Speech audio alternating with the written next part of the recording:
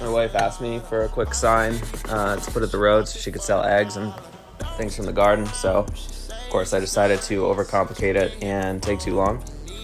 But I grabbed a couple beams out of the scrap pile, and here's what I came up with. It's kind of a simple but really fun timber-framed structure with a little bit of a Japanese influence.